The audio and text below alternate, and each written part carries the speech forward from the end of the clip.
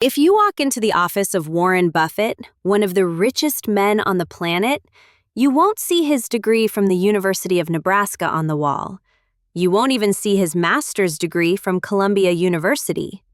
There is only one diploma hanging in his office, a certificate of completion for a Dale Carnegie public speaking course. Buffett says that this book changed his life. He realized early on that you can have all the technical knowledge in the world, but if you can't communicate your ideas or get people to like you, your potential is capped. This book teaches you the engineering of social interactions. If it's good enough for Warren Buffett, it's good enough for us. Here are the 10 timeless lessons from how to win friends and influence people that will change your social life forever. Lesson 1. Don't criticize, condemn, or complain. Criticism is futile because it puts a person on the defensive and usually makes them strive to justify themselves. Lesson 1 is the hardest pill to swallow. Stop criticizing. Carnegie compares criticism to a homing pigeon. It always returns to find you. When you criticize someone, you aren't fixing the problem. You are wounding their pride and triggering their defense mechanisms. Think about the last time you were harshly criticized. Did it make you want to improve? Or did it make you resent the person who said it? Humans are creatures of emotion, not logic. We crave approval and dread condemnation. Instead of judging people, try to understand why they do what they do. That breeds sympathy and tolerance. As Carnegie wrote, any fool can criticize, condemn, and complain, and most fools do. Don't be one of the fools. Be the exception. Lesson 2. Give honest and sincere appreciation. What is the one thing everyone in the world is starving for? It's not money, and it's not sex. It's appreciation. Carnegie distinguishes this from flattery. Flattery is cheap and selfish. Appreciation is sincere and comes from the heart. We often take our friends and family for granted, only speaking up when they do something wrong. Flip the script. Catch people doing something right and praise them for it. When you make someone feel important and validated, you win them over for life. As the book says, be hearty in your approbation and lavish in your praise, and people will cherish your words for years after you've forgotten them. Lesson 3. The sweetest sound. Remember names. This is the simplest hack for instant charisma. Remember and use people's names. When you say someone's name, you are validating their existence. You are saying, you matter to me. Politicians and CEOs build empires on this one skill. If you meet someone and say, nice to meet you, it's polite. But if you say, nice to meet you, Sarah, it's personal. It creates a subconscious bond. If you have a bad memory, write it down, repeat it in your head, do whatever it takes. To forget a name is an insult. To remember it is the ultimate compliment. Start using names in conversation today and watch how people's faces light up. Lesson 4. Be a good listener. To be interesting, be interested.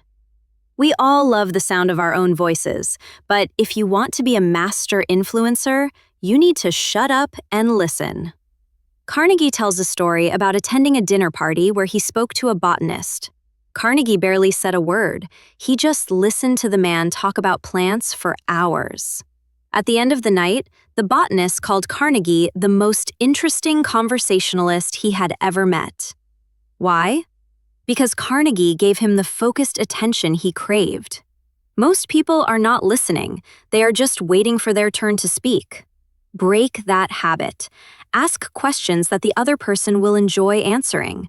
Encourage them to talk about themselves. If you want to be interesting, be interested. Lesson 5. Talk in terms of the other person's interests. To catch a fish, bait the hook with what the fish loves, not what you love. If you want to influence someone, you have to talk about what they want and show them how to get it. Carnegie uses the analogy of fishing. You love strawberries and cream, but fish love worms. So you don't bait the hook with strawberries, you bait it with worms. If you want a job, don't tell the boss why you need the money. Tell the boss how you can solve their biggest problem. If you want your child to stop smoking, don't preach about health. Tell them how it will hurt their sports performance.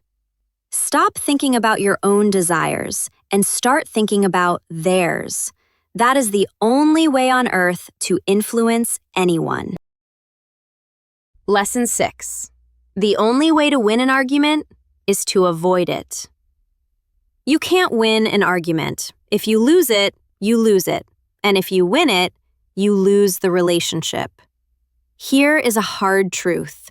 You cannot win an argument.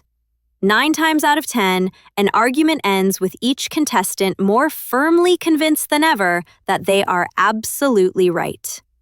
Even if you win logically and tear the other person's points apart, you still lose.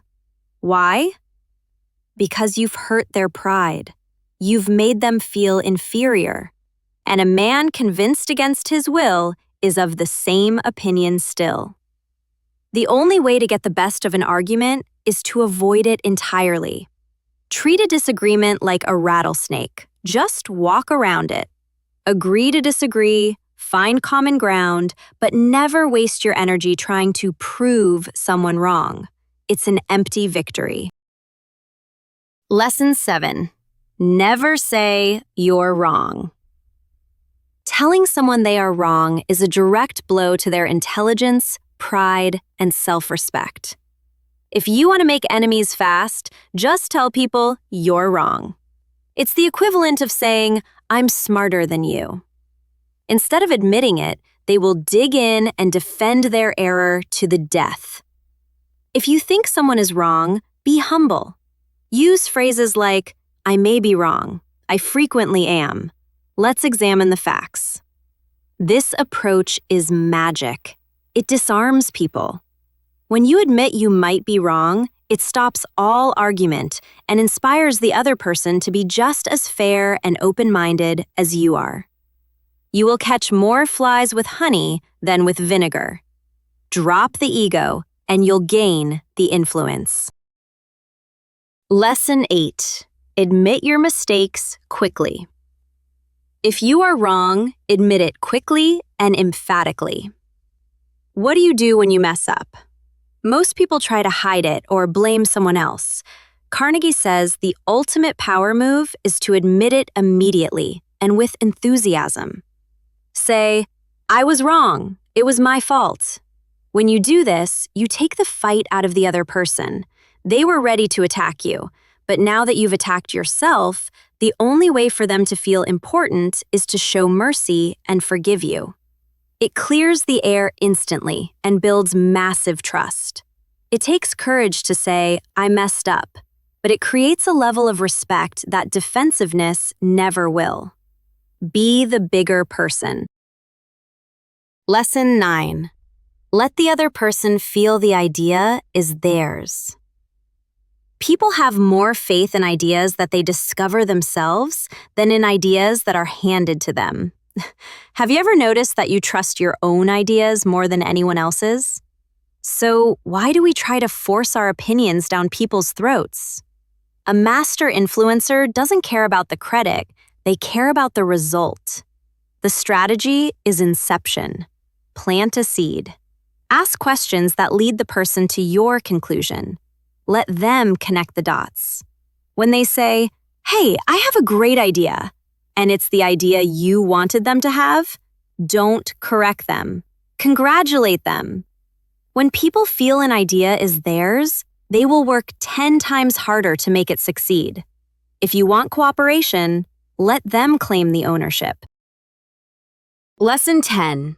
Throw down a challenge. The way to get things done is to stimulate competition. What do you do when money and praise aren't enough to motivate someone? You throw down a challenge. Carnegie tells the story of Charles Schwab, who had a factory team that was underperforming. He didn't yell, he simply asked the day shift how many units they made, and he wrote a big number 6 on the floor in chalk. When the night shift came in, they saw the 6 and asked what it meant. They took it as a challenge and produced 7 just to beat them. People love a game. They love a chance for self-expression and to prove their worth. If you want to inspire people to greatness, don't just manage them, challenge them. If you found these 10 lessons helpful, hit that like button and subscribe. Thanks for watching, keep reading, and I'll see you in the next summary.